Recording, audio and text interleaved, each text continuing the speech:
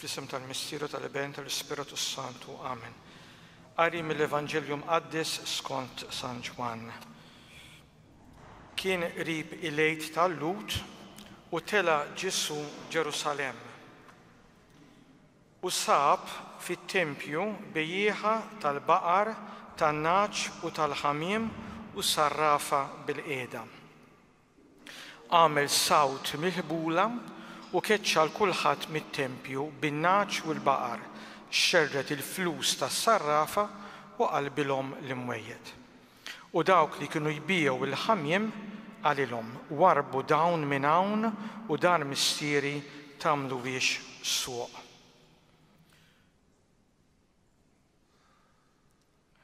Id-dixxiepli ftakru f'dak li kien hemm miktub, il-ħeġġa għal darek ħatikilni. Imbagħad il-Lut qabdu qalulu sinjal turina biex qiegħed tagħmel dan. Ġesu wieġeb u qalilhom ħodtu dan it-tempju u fi 3 ijiem nerġa' ntellgħu. Għalhekk il-Lut qalulu dan it-tempju ħa 46 sena biex inbena u int settellgħu fi 3 ijiem. Iżdu tkellem fuq it-tempju tal-ġisem tiegħu.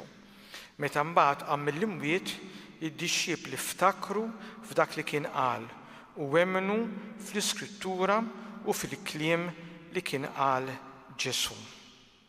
Waqt li kien f'Ġerusalem għal festa tal-Għid kien hemm ħafna li jemmnu f'ismu billi raw is-sinjali li kien jagħmel. Imma Ġesu min-naħa tiegħu ma kienx jafda fihom, għax hu kien jaf lil kulħadd u ma kellux bżonn min jagħtih xhieda fuq il-bnedmin għax hu stess kien jaf x'hemm fil-bniedem. Il-kelma tal-Mulej tifħili. Qabel ma nimmeditaw fuq dan ir-rakkont tajjeb li ngħidu li għalkemm l-erba' evanġelisti jirrakkontaw din il-ġrajja, imma Ġwanni biss ipoġġi din il-ġrajja fil-bidu tal-Ministeru ta' Ġesu. Is-sinottiċi ġifieri Mattew, Marku u Luqa ipoġġu din il-ġrajja fl-aħħar qabel il-passjoni ta' Ġesu. Tagħmel xi differenza? Il-prinċipji tal-istografija klassika, ġifieri il-mod kif kienu jikdbu l-istorja dak iż-żmien, mhumiex bħal tal-lum. Illum il-kronoloġija jagħtuha importanza ħafna, jiġifieri kif ġraw il-ġrajiet eżatt wara xulxin illum jagħtuha ċertu importanza. Illum fi-studju storiku hemm it-tentazzjoni li wieħed jirriduċi l-istudju tiegħu għal rakkont ġurnalistiku. Jien naraħ daqsxejn superfiċjali fil-fatt. Ġifieri l-importanti li tgħid il-ġrajiet kif ġrawit wara l-oħra. Din il-fehma ma kienitx taħbad f'moħħ l-awtur klassiku, ġifieri inkluż min kiteb l-Iskrittura, imma anki l-awturi klassiċi ġifieri dawk Eġizzjani u anki Griegi u Babiloniżi. Għalihom ekku kienet xi ħaġa superfiċjali. Marku, Mattew u Luqa iġibu din il-ġrajja fl-aħħar għaliex jarawha bħala kawża importanti il-fatt li Kristu daħal fit-tempju bida jkeċċi u jgħajjat ma' kulħadd. Kawża importanti li iddeterminat il-passjoni u l-mewt tas-Sidna Ġesu Kristu. Mentri Ġwanni iġib din il-ġrajja fil-bidu għaliex ma juridiċix il-Ministeru kollu ta' Ġesu f'sena waħda u li dan il-Ministeru tiegħu jala bl-unika wasla tiegħu f'Ġerusalem sabiex jirċievi il-passjoni u l-mewt tiegħu. Ġwanni l-Evanġelista fehem din il-ġrajja bħala il-moment fejn Ġesu ħabbar it-tempju l-ġdid. Mhux dak tal-ġebel imma dak eskatoloġiku imħabbar mill-profeti, xiġifieri? Jifieri it-tempju eskatoloġiku jiġifieri it-tempju tal-aħħar. It-tempju li joffrilna is-serħan etern tar-Ruħ. Da tempju mhuwiex marbut maż-żmien, tempju li Ġesu stess kien ħabbar darb'oħra aktar tard fl-Evanġelju ta' San Ġwan fil-kapitlu 4, ħdejn il-bir ta' Ġakob, meta tkellem ma' dik is-Sammaritana, it-tempju li fejn il-bniedem jadura lill-Alla fl-ispirtu u l-verità. Jidna l-Evanġelu kien qrib lejt tal-Lut u tela Ġesu Ġerusalem, hekk jibda l-Evanġelu. Issa għalfejn Ġwanni l-Evanġelista jitkellem mill-lejt tal-Lut, mela kien hemm xi jgħid ieħor. Skont San Ġwan dan huwa l-ewwel għid li jiċċelebra Kristu f'Ġerusalem fi żmien il-ħajja pubblika tiegħu, ġifieri nitkellmu fis-sena 28. Imbagħad it-tieni għid iċċelebrah wara il-miraklu ta' tkattir tal-ħobs fis-7 kapitlu li nsibu fl-Evanġelju skont San Ġwan, u mbagħad it-tielet għid Ġesu iċċelebrah għall-aħħar darba meta tawh il-passjoni u qatluh. Imma għalfejn Ġwanni jispeċifika lejt tal-Lut. Dan ifisser li meta Ġwanni l-Evanġelista kien qed jikteb dan l-Evanġelju, jifieri madwar is-sena 90 wara Kristu, l-insara wkoll kienu jiċċelebraw l-għid u għalhekk dan jinnotah biex juri li hemm differenza bejn l-għid Ludi u l-għid Nisrani. U jkompli l-Evanġelju jgħidilna u sab fit-tempju bejjieħa tal-baqar tan-naċu tal-ħamiem u sarrafa bil-qiegħda. Aħna nafu li Kajfa fis-sena 30 wara Kristu kien beda jorganizza suq għax-xiri tal-annimali għas-sagrifiċċju, kif ukoll imwejjed tal-kambju tal-flus. Dan is-suq kien jiġi organizzat fil-bitħa tal-ġnus, għax kien hemm diversi btieħi fit-tempju, din kienet is-sejħa tal-ġnus, ġifieri seta' jidħol kulħadd fiha. U dan is-suq nistgħu ngħidu li kien f'kompetizzjoni ma' suq ieħor organizzat mis-Sinedriju, ġifieri mill-Parlament Ludi fil-wied ta' Kedron. U l-Evanġelju jgħidilna għamel sawt mill-ħebula u keċċa kulħadd mit-tempju. Bin-naċ u l-baqar xerret il-flus tas-sarrafa u qalbilhom l-imwejjed.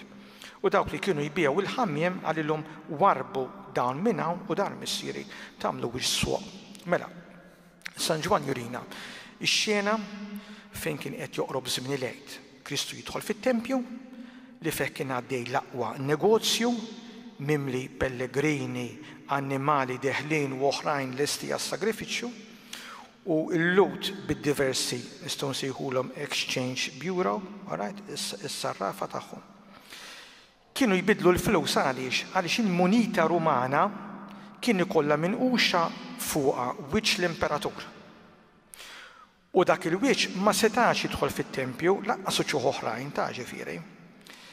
Imma li kien jiġri hu li kien isir ħafna serq bloli tal-għaġeb tal-kambju.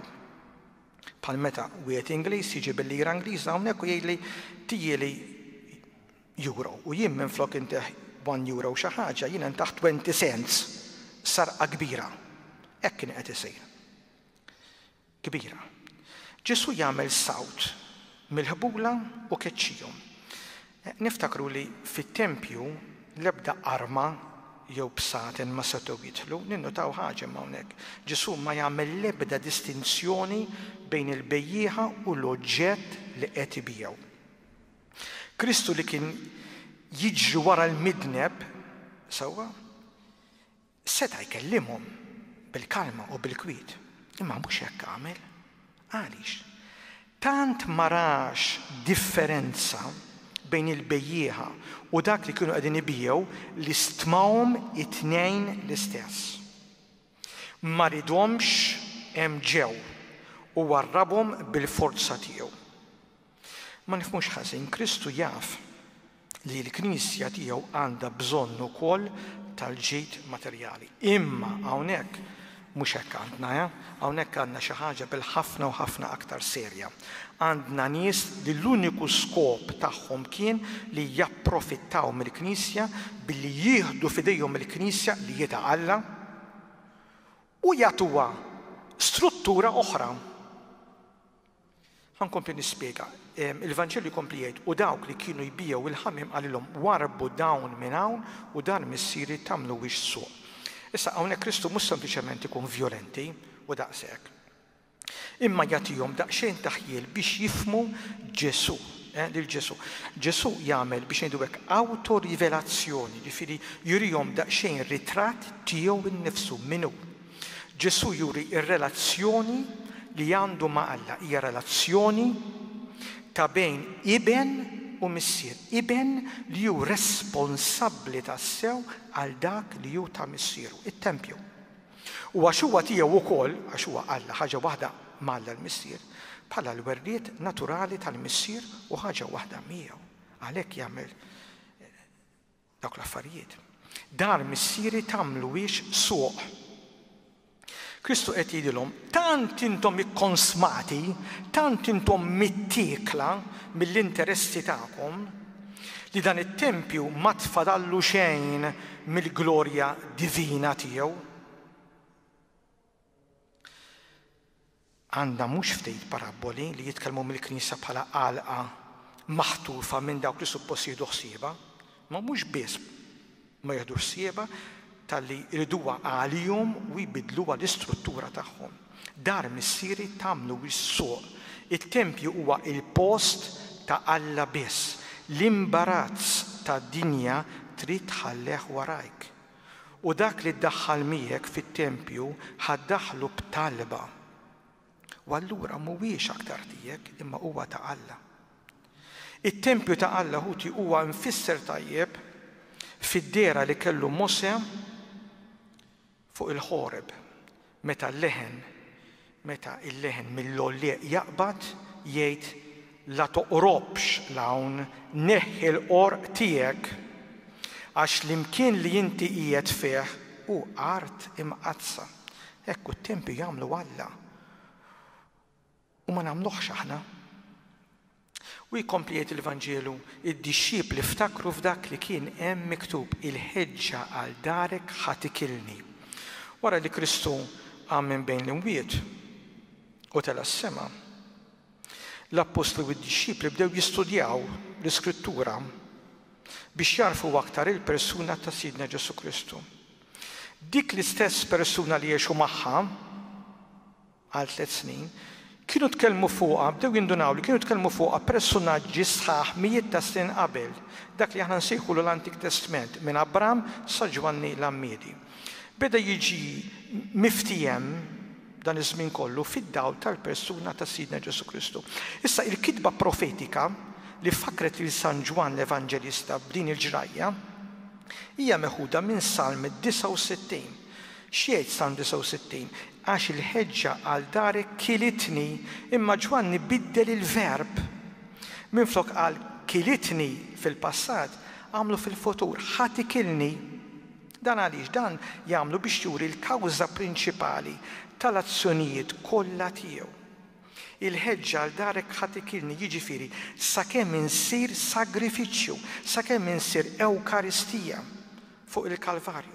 Kull ma kien qed jagħmel Ġesu, speċjalment issa din l-azzjoni tiegħu biex ingħadda fit-tempju u hekk tidher ir-rabta oriġinali bejn Alla u l-bniedem, kien qed jagħmlu għax kien imbuttat minn dik l-imħabba qawwija li kellu lejn Alla missieru.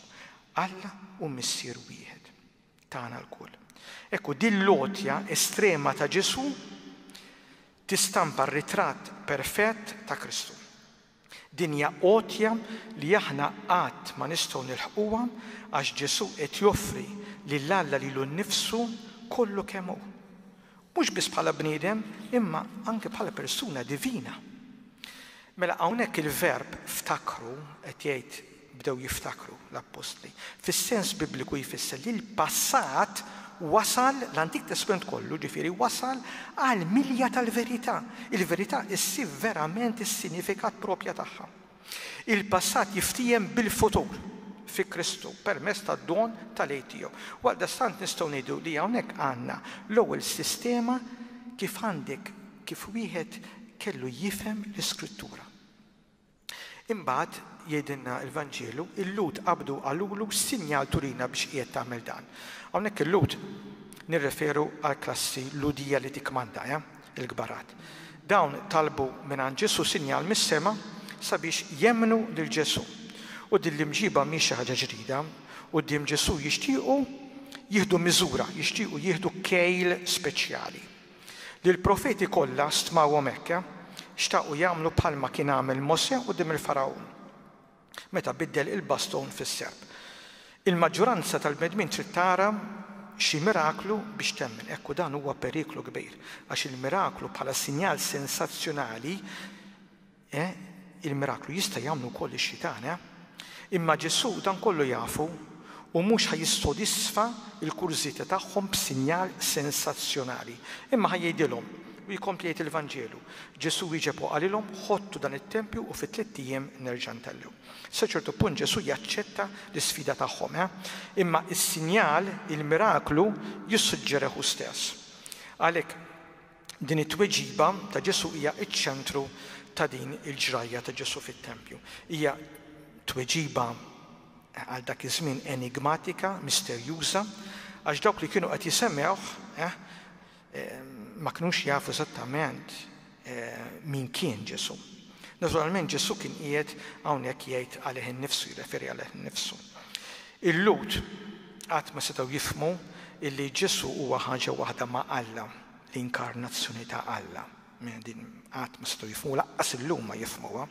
U għaldaqstant Ġesu huwa it-tempju. Ġesu qed iħabbar li l-Lut ħajoqtluh, ġifieri ħajħottu t-tempju dak ifisser, imma mbagħad hu ħajerġgħu jtellgħu, ħajqum minn bejn l-imwiet. Imma mbagħad meta Ġesu ħajtellgħu mill-ġdid, bħalma fil-fatt ġara fil-qawmien mill-imwiet tiegħu, it-tempju l-ġdid mhux ħajkun marbut ma' post fiżiku wieħed f'Ġerusalemm. Preżenza ta' Alla fuq l-art, kważi l-inkarnazzjoni ta' Alla, dak ħajispiċċa. Mhux ħajibqalu dan il-valur. it-tempju l-ġdid huwa Kristu nnifsu.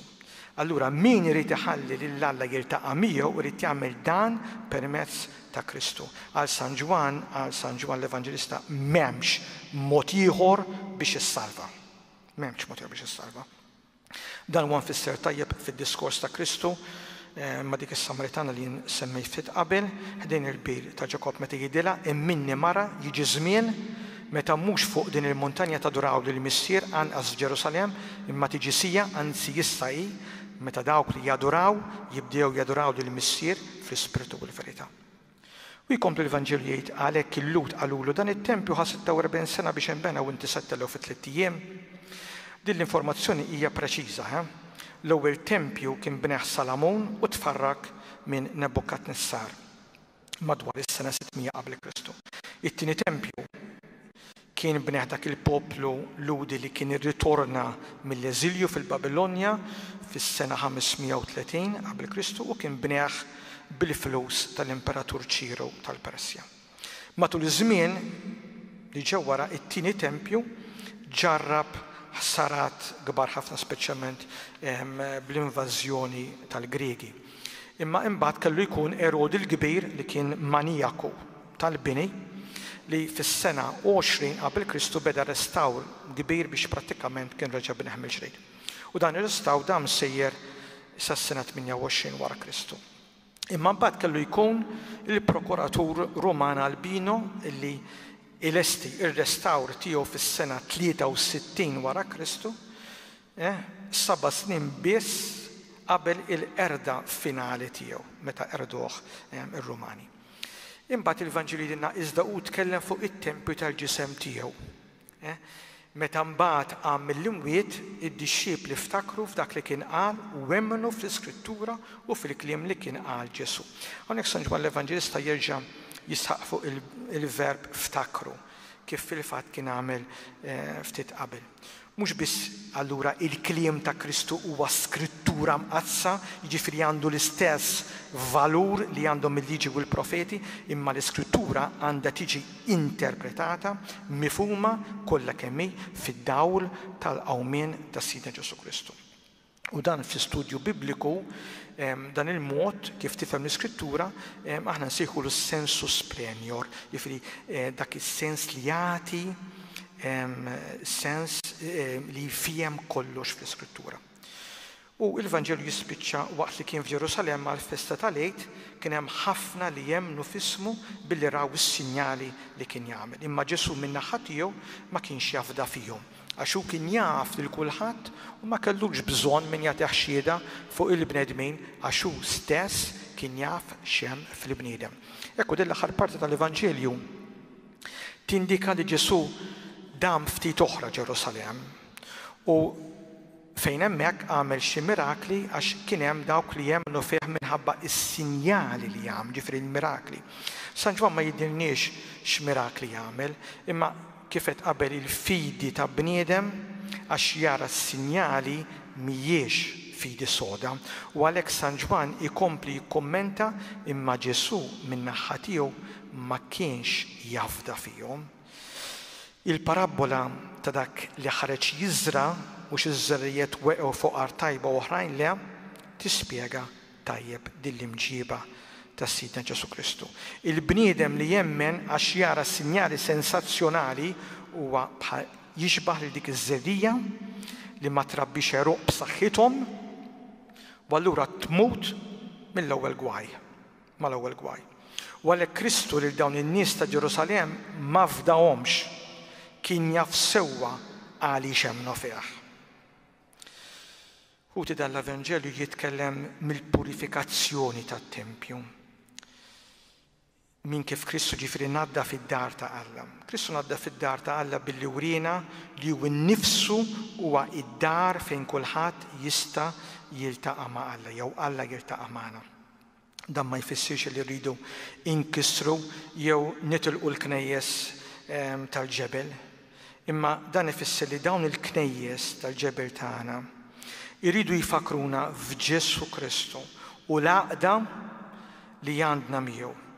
Jekk Kristu naddaf it-Tempju mill-ħallalejn għax dan ma kienx qed jirrifletti l-persuna qaddisa tiegħu u l-għaqda tiegħu magħna, illum ukoll jiena nemmen li għandna bżonn innatfu l-knejjes tagħna mill-ħmieġ li mhuwiex inqas minn dak li sab Kristu 2000 sena ilu. Dak kollu li fil-Knisja tagħna ma jirriflettix lil Kristu jew l-imħabba tagħha għalina, mela dak huwa ħmieġ li Kristu ma jiflaħx għalih, kif ma felaħx għal dawk il-ħallelin li kienu qed jeqirdu ġbija tiegħu fit-Tempju. Nistgħu nġibu ħafna eżempji. Jekk xi qassis u intom bħala lajċi bil-missjoni partikolari tagħkom, jiġifieri min qed jaqdef fit-tiżjien, fil-kant, bl-għajnuna fuq l-altar u s-sagramenti, u dan qed jagħmlu kif jogħġbu jew biżvok personali u mhux skont irida Alla u l-verità fi Kristu, allura qed iħammeġ dan il-post. U ma jkunx aħjar minn dawk il-ħallelin li Kristu keċċa 2000 sena ilu. U l-istess jiġri meta jiena nidħol f'dan il-post bħalli kieku kien tiegħi, imma għandi niftakar fil-kelmiet li sama Mosè fuq il-ħoreb. Neħħi l-qorq tiegħek, jiġifieri jien tawn għaddej intaw skjaf ta' Alla. Jekk ma nġibux ruħna ta' għaddejja umli, Alla ħajsawwatna u ħajkeċċina l-barra. Il-Knisja tal-ġebel għandha tkun sinjal qawwi tal-imħabba ħajja bejn Alla u l-bniedem. Imħabba li lilna tagħmilna nieħdu sehem tas-sew mill-veru Tempju li hu Kristu u l-aktar bis-sagrament tal-Ewkaristija.